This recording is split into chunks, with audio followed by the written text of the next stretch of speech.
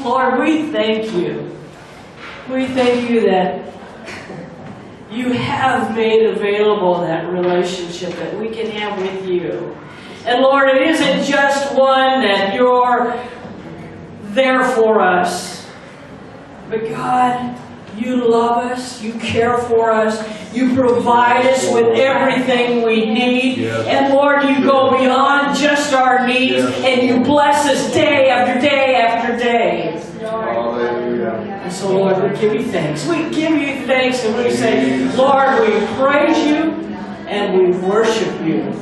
Praise the Lord. In Jesus' name. Every mountain that is high is higher. For every burden that is great is greater. For every valley that is free is deeper still. More than we can know. Our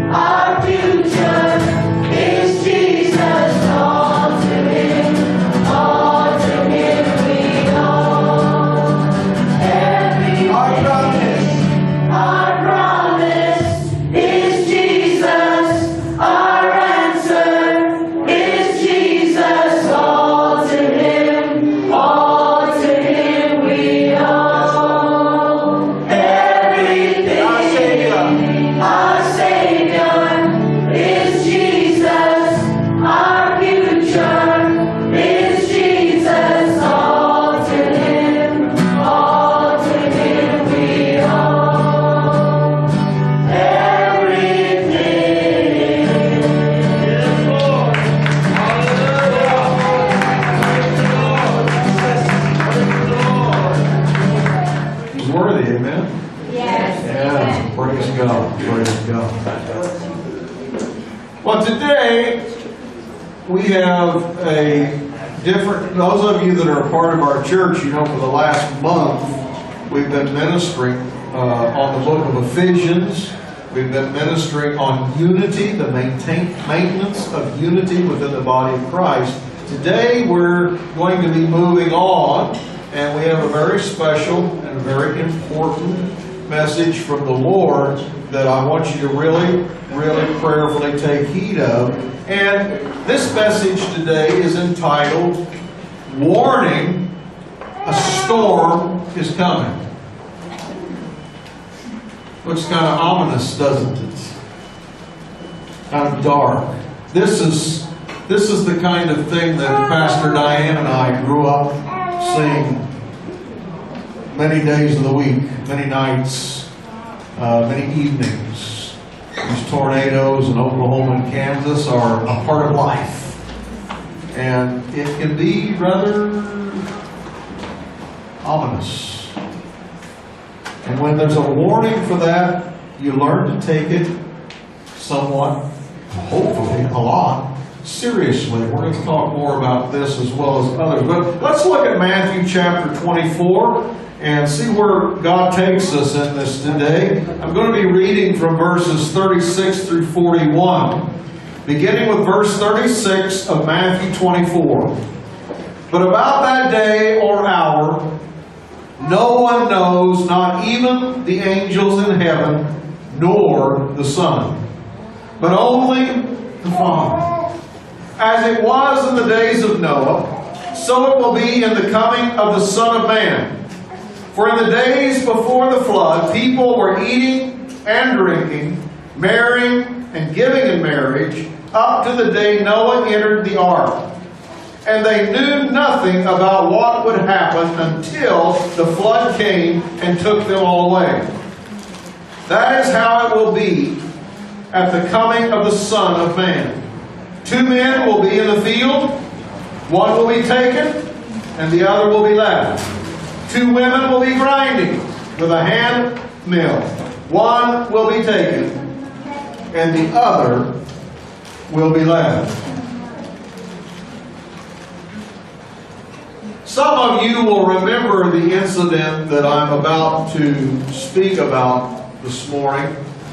Some of you, it may not be something of vivid memory because you were pretty young, but it's an incident that Pastor Diane and I both remember quite well. It happened on December the 26th of the year 2004. How many of you were around in 2004? 2004. Wow. It's hard to believe it was that long ago. And just before 7 a.m. on that particular morning, there was a massive earthquake that took place measuring 9.0 on the Richter scale. Now that's a powerful shaking. And it occurred 6 miles deep under the Indian Ocean. That's a long ways down. And this great earthquake was known to be the strongest in nearly 40 years. It caused a 620-mile section of the Earth's plate structure to shift. That's huge. This is, we're not unavailable to knowing what it's like to feel a shaking even here in Florence. But something of this magnitude we've never experienced, and if we ever do, there won't be a lot of reason for the tourist travel here. This earthquake released an energy into the Indian Ocean that was the equivalent, now understand what I'm saying here, it was equal to 1 million of the atomic bombs that fell on Hiroshima, Japan in 1945. Can you even contemplate that? The force was so powerful that the island of Sumatra was actually moved nearly 100 feet. An island was moved. This energy caused water to be displaced, creating a massive underwater wave. And these waves were propelled at a force of from the earthquake away from the epicenter until it reached speeds of over 600 miles per hour. Think about that. And as these waves neared the shore, where the water became shallow, they slowed down just a little bit. But then they began to rise above the surface of the ocean. Some reached the heights of 50 feet. That's a big wave, guys. And when these waves hit the shores of Indonesia, Thailand, and Sri Lanka, India, and several other countries, some were still traveling at nearly 500 miles per hour. We're talking massive here. This is no small thing. Their impact totally devastated many areas. And at the last count that I could find on record, they left 150,000 people dead. This is a tragedy. The financial cost reached into the tens of billions of dollars, while the human cost we can't even begin to calculate. Pastor Diane and I remember this incident because we were pastoring the church in Rome, Italy, ICF Rome, in that period of time. And we had quite a few from Sri Lanka in that congregation when that took place. Many of their families lost everything. There was nothing left. They were completely devastated by this incident. We as a church, we banded together and we prayed for them, and we sent financial help and prayed as well for the next period of time. But it all seems small in comparison to the devastation that took place and the need. What I want you to hear right now is this. When these things occur, people are caught off guard. People are amazed at what takes place.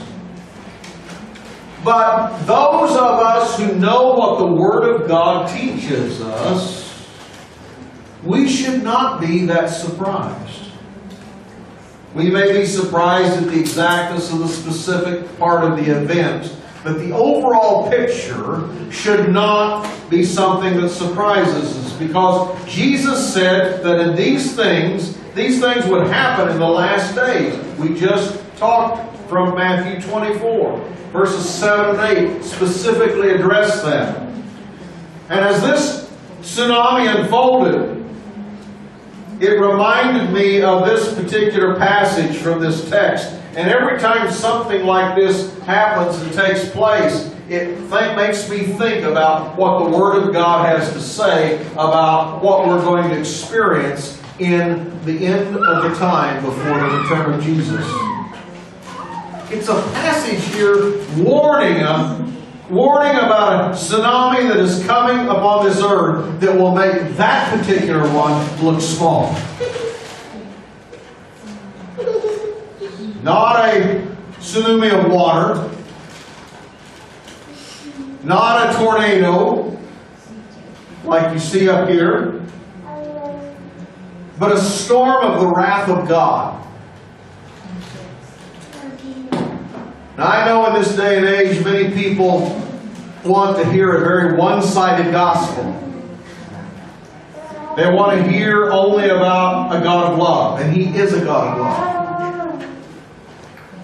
But there is another side of God that often we don't want to listen to, and that is the side that says He does have a right for anger, and how this world has turned their back on Him. I want us to look at these verses of Scripture today for a few moments and talk about the subject of warning. Warning from regards to the fact that there is a storm coming. A great storm upon this earth that we need to be aware of and we need to be prepared for. Because this storm is a storm that is meant to challenge us, to say to us individually and to say to us as a church, we must be ready. I think it stands as a warning to those who do not know the Lord, or to those that are, as I often term, playing church. People who have heard the Word, people who may have accepted Jesus at some time, but they're going through the motions of church. They attend and they go through the rituals of church and they think that's good enough for them. They don't, or they have forgotten about the fact that it's not about that in itself that keeps you saved and ready for heaven. It's about your relationship with Jesus Christ that is important. It's a warning. It's a reminder that there is an end, and that end is coming, and that people need to be ready when it comes. It's also a challenge. A challenge to us as the body of Christ to get busy. For we do not know how many days we have left in which to tell a lost world about our wonderful Savior, Jesus Christ. I've said this before, and I will say it again this morning. Every believer in this room has the call of God upon their life to be the kind of witness that will speak to the hearts of the lost. And there are lost people that you are connected with or will be connected with in some way, and it could be that God would want to use you as the only opportunity that they might receive to change their life and give it to Jesus. This is serious stuff, church. This is serious business. And it's the business of the body of Christ as well as the business of every born-again believer. It's a challenge today. So let's look at this passage. Verse 37, Jesus mentions a comparison. A comparison. Jesus tells us that the last days will be like the days when Noah built the ark and the world was destroyed by the flood. Now, we're not going to be destroyed by a flood. God gave a promise and a covenant that that would not take place like that again.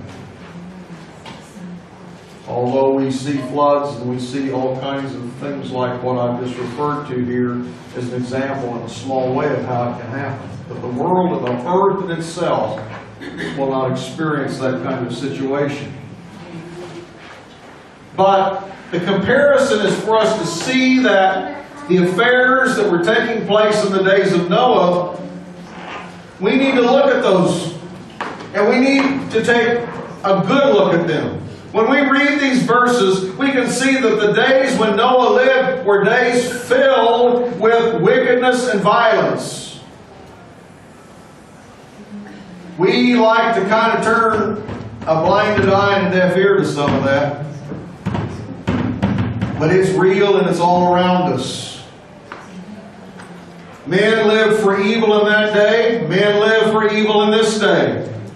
They give no thought to God. They give no thought to God's will for their life. They are living for themselves and for whatever they can get.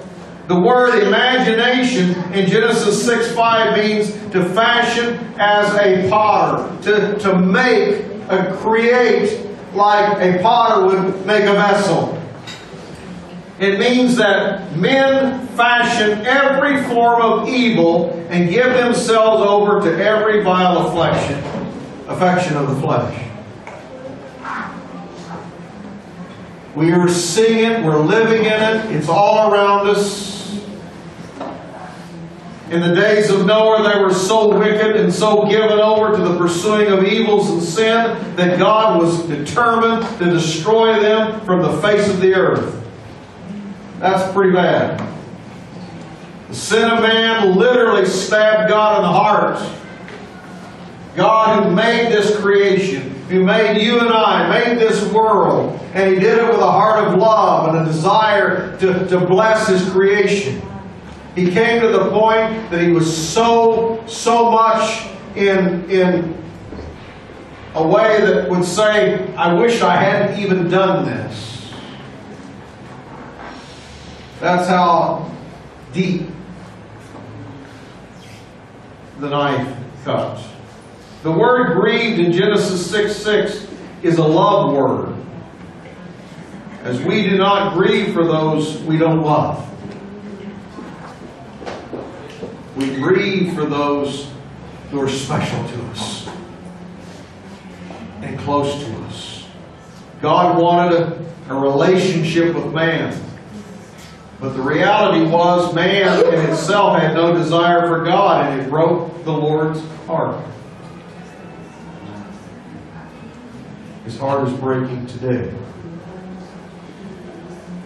Jesus tells us that the last days will be like the days in which Noah lived. We're seeing that prophecy. We're seeing it portrayed before us. It's coming true before our very eyes. We're living in it. We're experiencing it.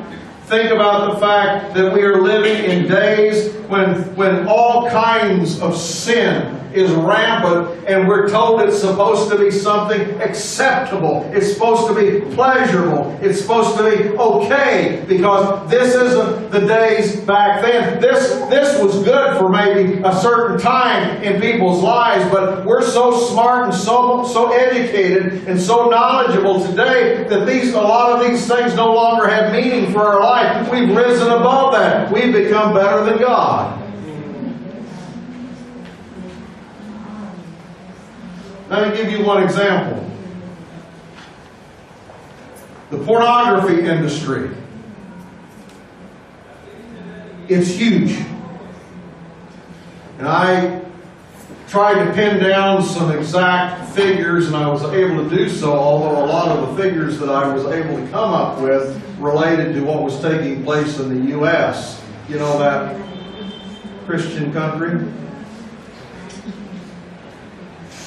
The pornography industry is a $12 billion industry in the United States. $12 billion.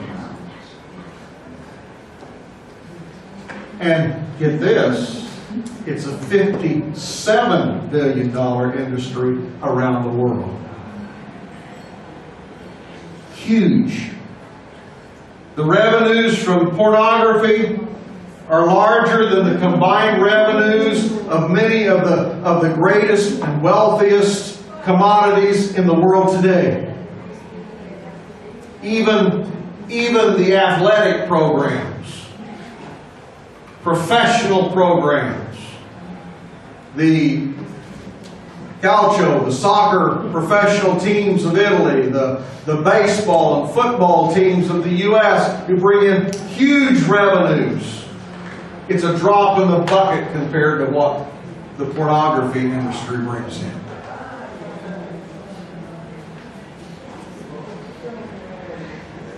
And then what about abortion?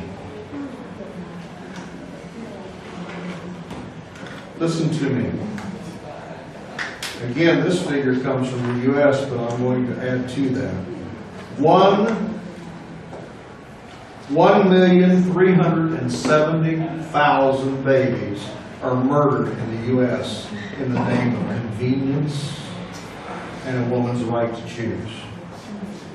The numbers here in Europe are just as staggering, if not more so. That's over 3,753 babies murdered every day worldwide.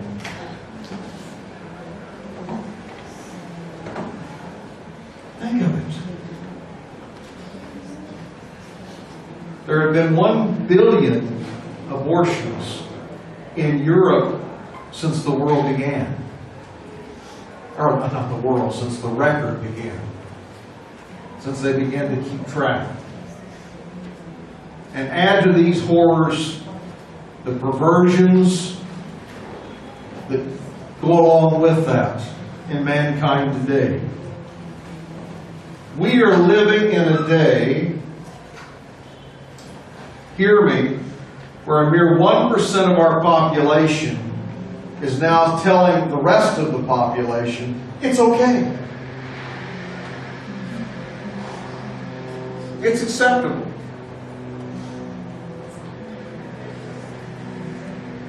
Get over it. And we haven't even touched on 2 tragedies that have affected people from everywhere, probably including people in your own families, the tragedies of alcohol and drugs.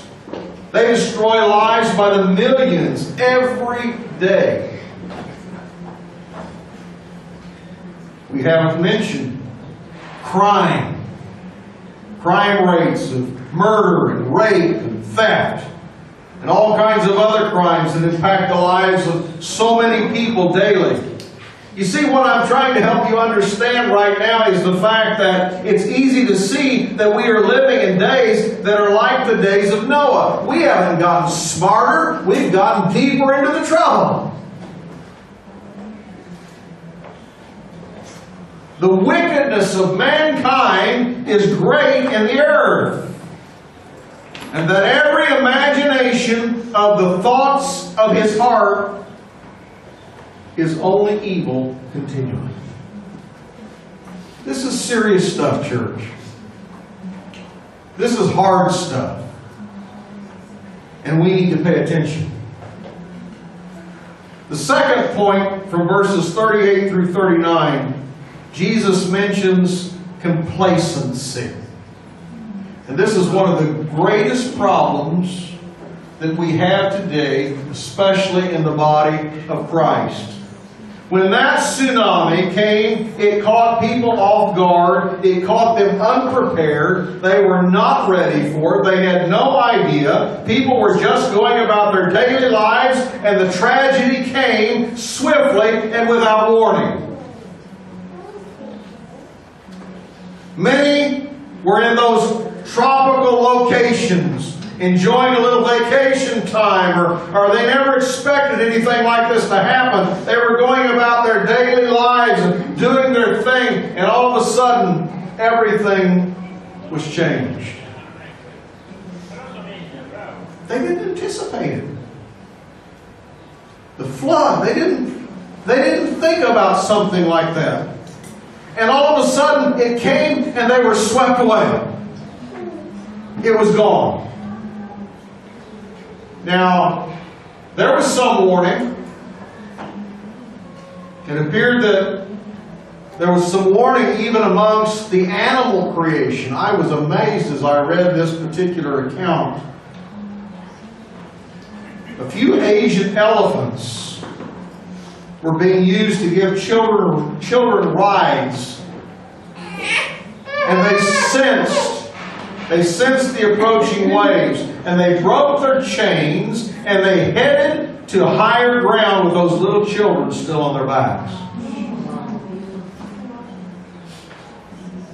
Those elephants saved the lives of their passengers and the handlers that were with them, and even parents who were attempting to rescue their children. On one beach, a 10-year-old girl, get this, a 10-year-old girl from England was vacationing with her family. She watched as the water began to recede from the beach. She recognized this as a sign of a tsunami because she had just studied them in her school. She became frightened. and she began to warn her parents, and they spread the alarm, and over 100 people were saved because of it.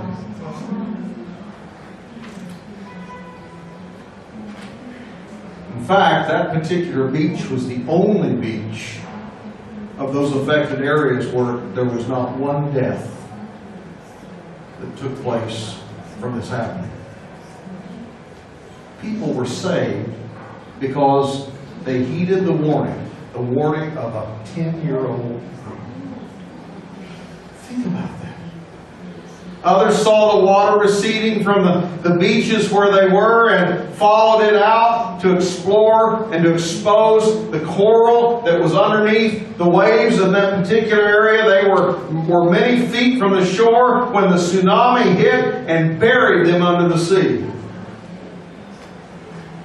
They didn't recognize the warning signs, and they died because of it.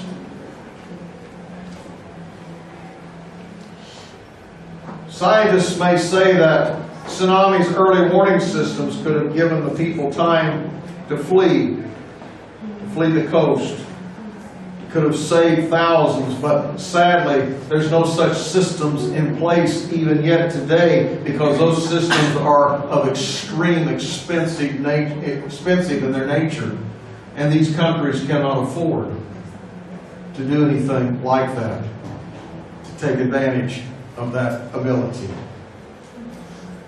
And Jesus says that's the way it's going to be. That's the way it was in the days of Noah. And it's happening again. God had an early warning system in place. In that time, the people were warned by Noah for 120 years. As he built the ark, he was preaching about the coming cataclysm in 2 Peter 2:5, but the people just ignored his warnings. They made fun of it.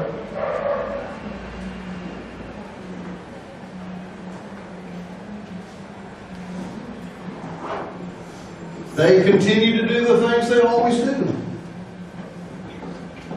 They ate, they drank, they married, they lived it up. All the time Noah was trying to get them to understand what was about to take place. They partied. They ignored all the warning signs that were there.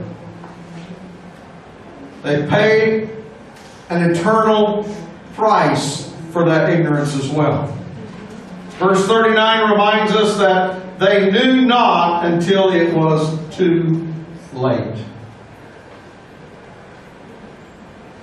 We watch the end approaching. We're also living in the midst of complacency today. Think with me. People are complacent. They just do their thing. God is still warning. He's trying to tell people they need to be ready. They need to flee the wrath. You see, when we talk about the love of God, we often forget the fact that God loves us so much that He gives us the opportunity in the warning to be able to not go into those kinds of situations. That's real love. People often say, well, if He was really a loving God, why would He send people to hell? He doesn't send anybody to hell. We make the choice to go to hell because we don't heed the warnings. And we don't do what Jesus came with His gift of salvation and need to do.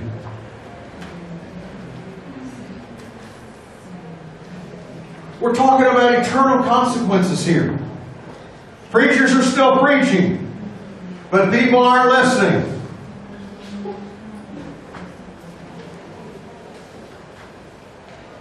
There's a good opportunity today that after today, shortly after, maybe by tomorrow, maybe by this afternoon, sometime this week, many of you will not even think or remember about what we have preached about today.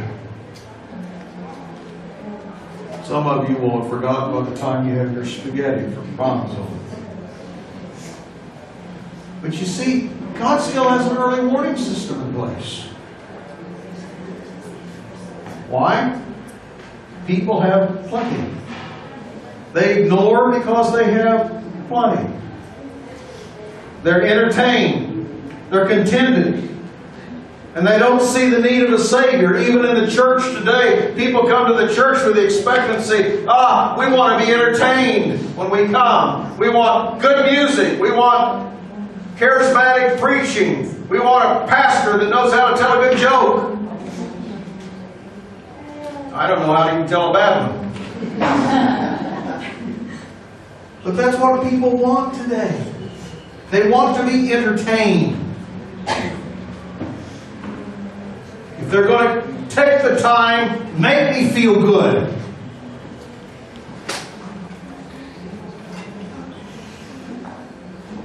They hear the gospel. They're warned to avoid, but they don't see a reason to change their lives and believe on the name of Jesus Christ. They've been blinded by Satan, and they see no need to change. We are living in a day of spiritual complacency and moral apathy. Think about it. Can you go to some of those? Talk about storms. This was a storm that some of you here in this body can relate to. It was the great super storm Yolanda that hit the Philippines.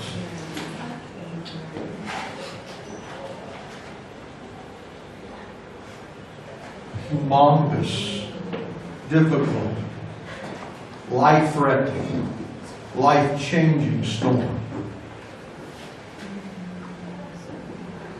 It affected so many lives, one to the next. This is the kind of destruction that it left.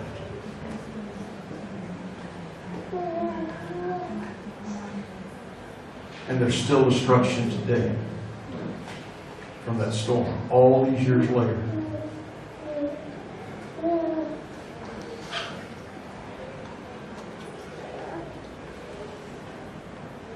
Lives are destroyed.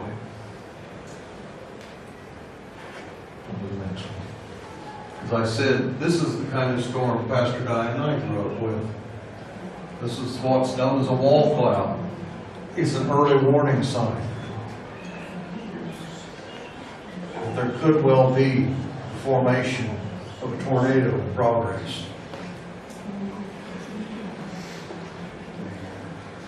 Go on to the next one. This is Diane's hometown. This week. This is a neighborhood. In fact, as near as I can tell, this is a neighborhood that was very close to the neighborhood that we used to live in.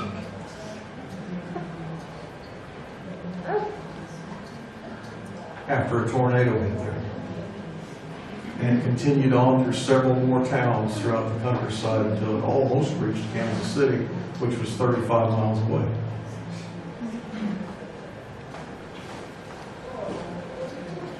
We experienced one when we lived there that formed right over the top of our neighborhood. And 3 houses just down from us were completely lifted off their foundation and twisted.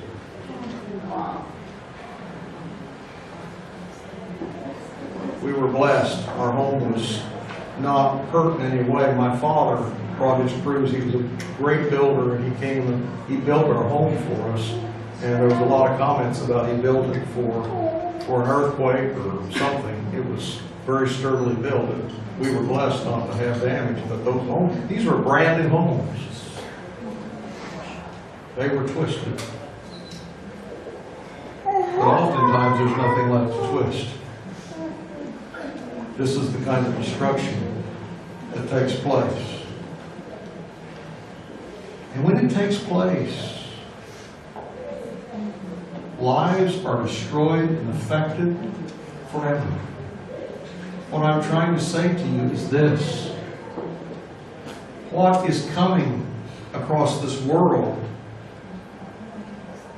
is going to affect lives for eternity. All of eternity.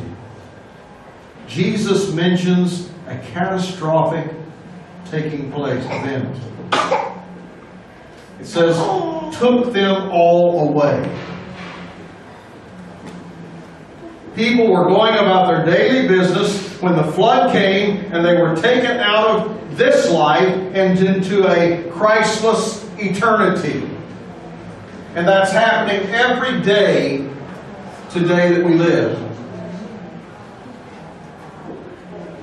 It's what happened in Asia not many years ago. People were living their lives one moment, and many then were in eternity the next moment, caught up in a terrible catastrophe from which they could not escape and from which they had no remedy for, no solution. Jesus tells us that His coming will be just like that.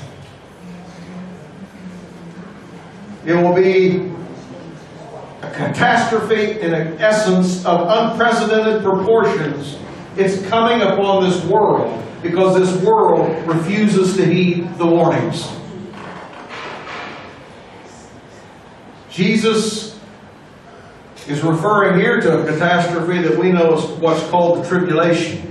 This will be after the church has been raptured away to be with Him, the marriage supper of the Lamb, and those that are left and remain are going to go through horrors that you cannot imagine.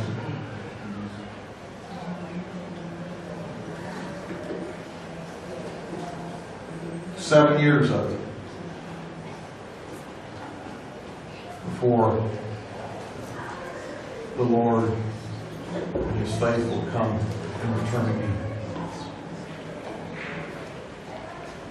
During that tribulation period, it says 150,000 dead will be a drop in the bucket. Remember that 150,000 figure that I talked about a little bit ago? That will be nothing.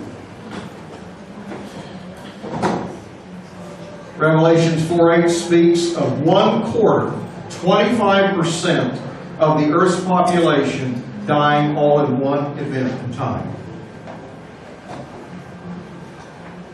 In today's numbers, that's over 1.25 billion people all at once.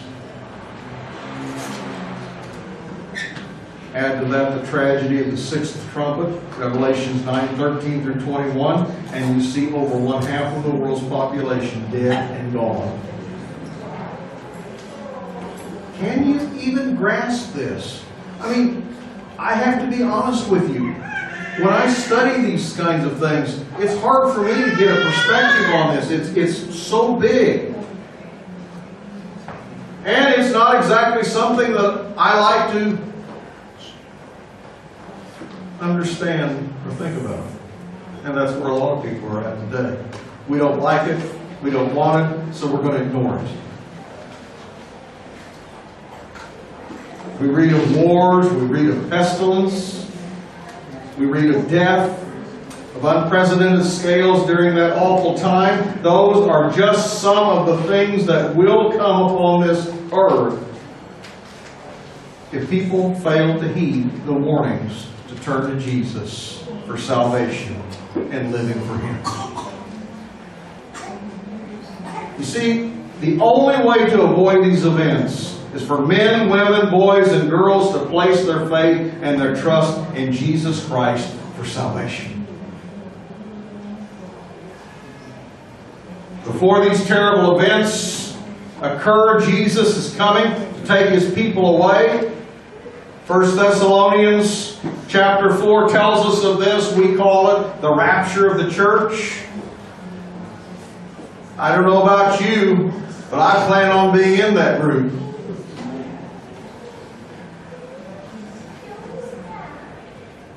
And the reality is, every one of us can be there in that group. We don't have to go through the tragedies of the tribulation if we'll live for God now. And I don't mean a simple, Jesus, forgive me, I love you, save me, and I'm done. I said, live for the Lord.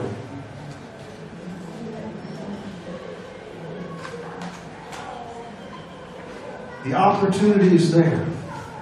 Those who are saved by grace will have heeded the warnings, and they will miss the storm of God's wrath. A storm that is inevitable. A storm that will come. Let me sum this up quickly. Did you notice that Jesus tells us that in that day, one shall be taken and the other shall be left? We saw the same thing as that tsunami that I talked about earlier unfolded and took place. I know there were people in the Asian countries and the Philippines during Yolanda that could say, yeah, this took place with us too. One was left and one was taken. We see it in the tornado storms that we experience in the central part of the U.S. Nobody can understand how it can even take place.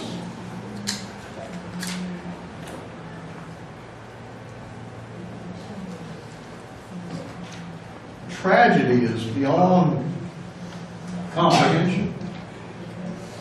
That scene that was shown earlier of all the totally devastated neighborhood homes from what I said was Lawrence, Kansas. When I was in college in Emporia, just not very far from that, we had a tornado hit that city one evening. I barely missed being in the center of it. And I stayed in the basement of one of my professor's homes that night because his whole home was completely destroyed except just the stairwell covering was sticking up above the floor. And we put his stuff down in the basement and I stayed there to guard that. But I will never forget the feeling. And I've been through a lot of this kind of thing. But I would come up in the night and the whole neighborhood looked like it was a war zone. And you walked up out of those stairs, which looked very normal, and all of a sudden you were faced with complete devastation and tragedy. Now, I'm not trying today to put us in a position of fear. I'm trying to put us in a position today of knowledge and understanding and acceptance of the fact these things are coming, and we have been blessed with the opportunity to avoid them. We have been given a great opportunity. A story is told of a model named Petra Nemkova from the Czech Republic. She was in Thailand with her boyfriend in a bungalow when that tsunami hit that island.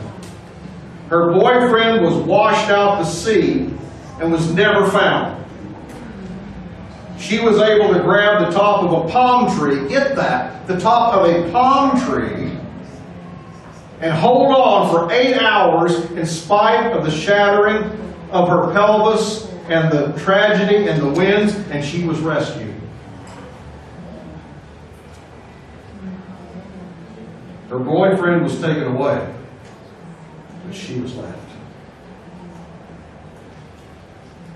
One will be taken, and the other left.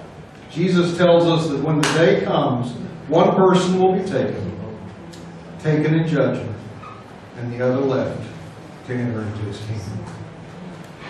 The only problem is that those who have heard the gospel prior to the rapture of the church will not have opportunity to be saved in the same kind of a way. They're going to have to walk through the tribulation. Now, some people ask me, they say, well, do you believe people can be saved in the tribulation? I believe it's possible, but I believe it's very unlikely. Let me explain. If you can't stand up and live for God now,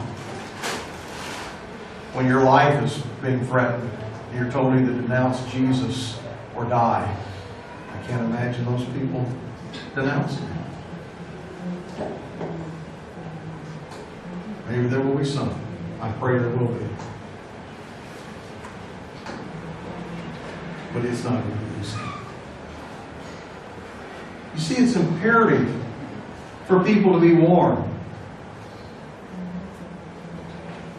We preach from this pulpit a lot about the love of God. We preach about how God has given us and blessed us and chosen us and all the good things, the positive things, and I thank God for every one of them, but hear me again, we need to hear the other part of it too.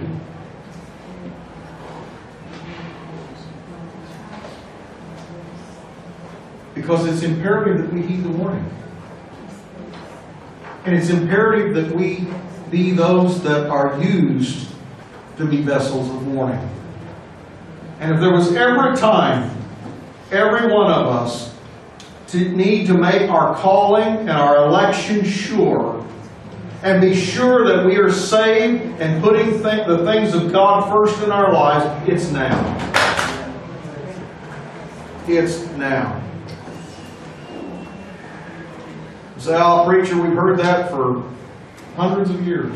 That doesn't change the fact it can be done before today is over. Be ready.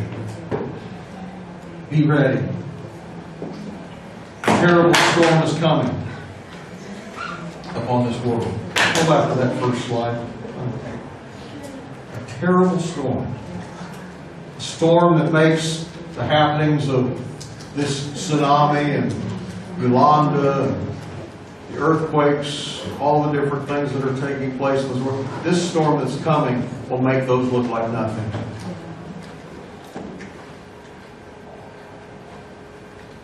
It's a time we need to be sure. Our church needs to be sure. FIC needs to be taking the gospel out into the highways and the byways. FIC needs to be challenging people to be saved and live for God because their eternal soul is at stake. This is serious stuff. We as a body, and for those of you that are visiting with us today, you have a church home, I'm sure. This message is the same for them as well today. We need to get serious about the things of God. We need to put God first. We need to live our lives for the Lord because souls and lives are at stake in this moment. The time of playing church is done. Thank God it's done. It's time we be the church. It's time we stand for the Lord. It's time we begin to reach out like never before. It's time we begin to live out our profession of faith. We don't just profess by word, but we profess by our lives. The world needs to see people who mean what they say and live it before all who see them. A storm is coming. Those who heed the warnings, they will survive. But you see, it comes down to one question that all of us share in common. Are we ready to meet Jesus today?